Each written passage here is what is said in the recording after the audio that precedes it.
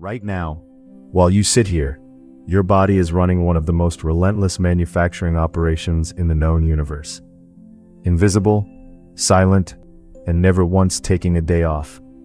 Millions of microscopic workers are being born, doing a job, and dying, all inside the hollow cores of your bones. And here's what's strange. If this process stopped, even for a day, you would be in serious trouble. So why does it never stop?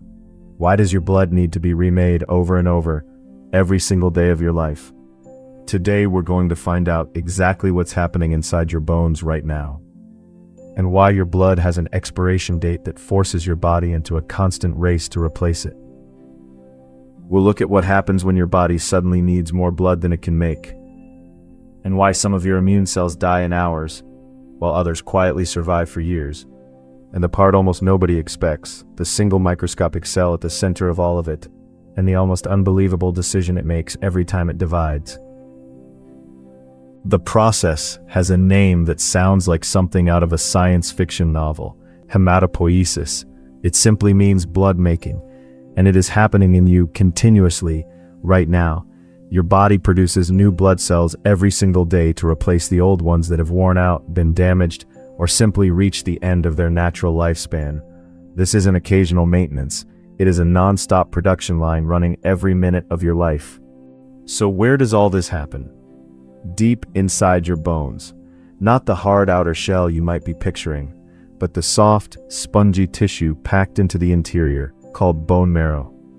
It looks almost like a dark red sponge, and it is one of the most biologically active tissues in your entire body. Your skull, your spine, your ribs, your pelvis, all of them quietly harbor this hidden factory, working without any conscious instruction from you. And at the very heart of this factory is one extraordinary cell, the hematopoietic stem cell. Every single type of blood cell your body will ever make starts as one of these. Red cells, white cells, platelets, all of them trace their origins back to this one ancestor.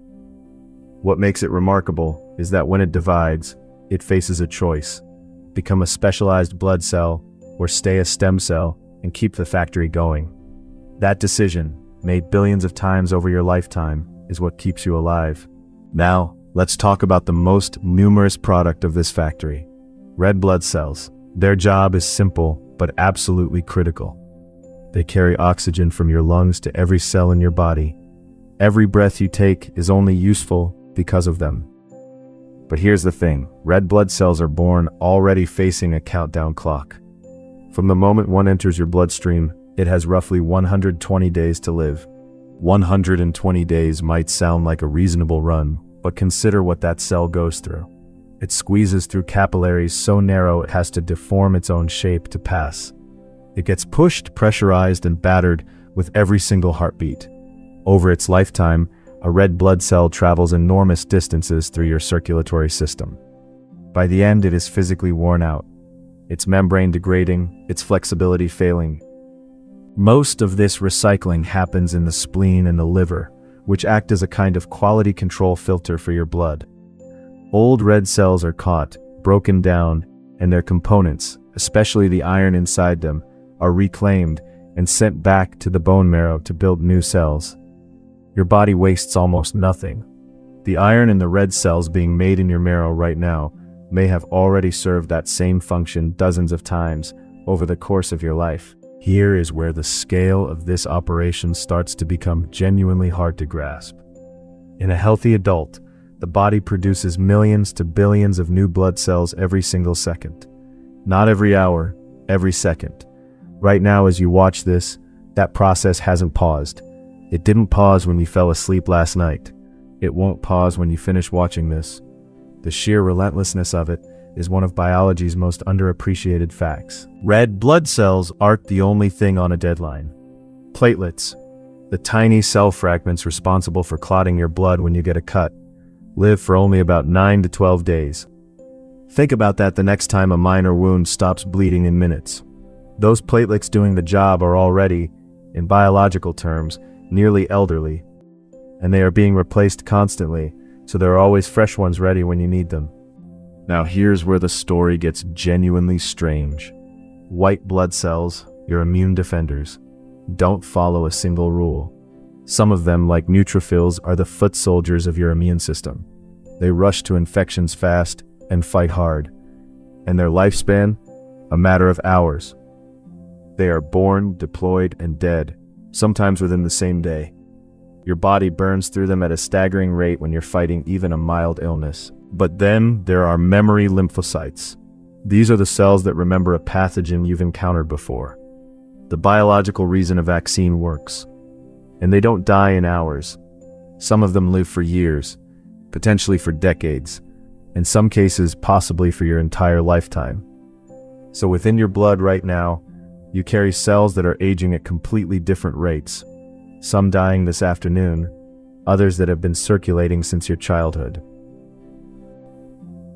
And this is the mid-video twist that changes how you see the whole picture.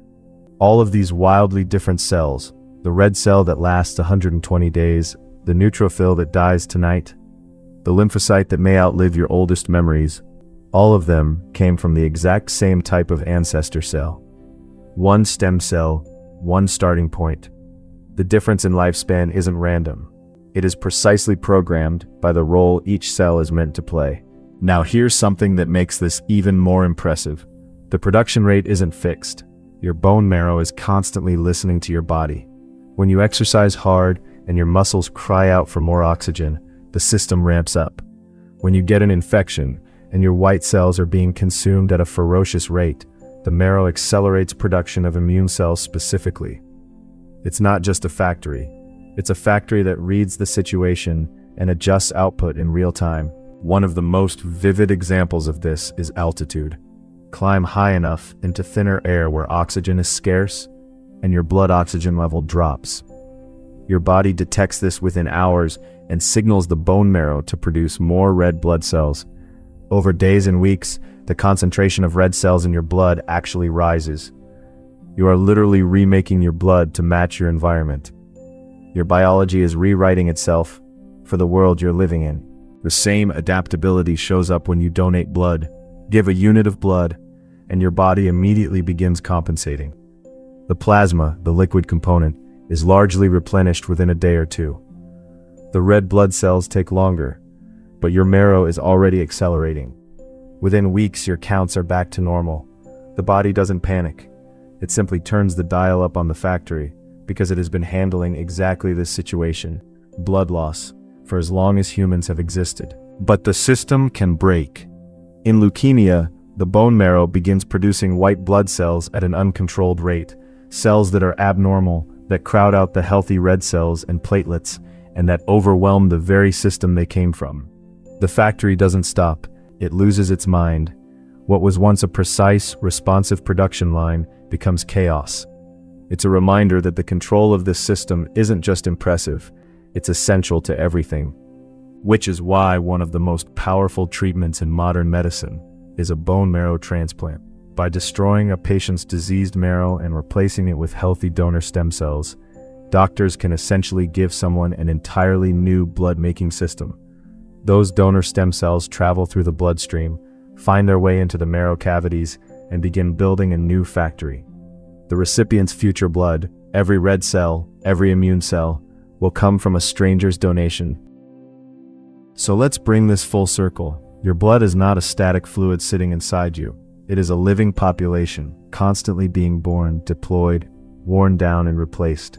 Red cells on a 120-day clock, platelets lasting under 2 weeks, neutrophils gone by tomorrow, memory cells that may carry the record of a childhood illness into your old age. All of them born from the same stem cell, in the same marrow under the same roof. The whole system is one of the most elegant and relentless things your body does, and you never have to think about it. Here's the thought I want to leave you with. Inside your bones right now, a stem cell is dividing. One daughter will stay behind and keep the factory running. The other will begin the journey toward becoming something specific, a cell with a mission, a lifespan, a purpose. That quiet, invisible decision is happening millions of times a day in you, and it has been since before you were born. Your blood is not inherited from yesterday.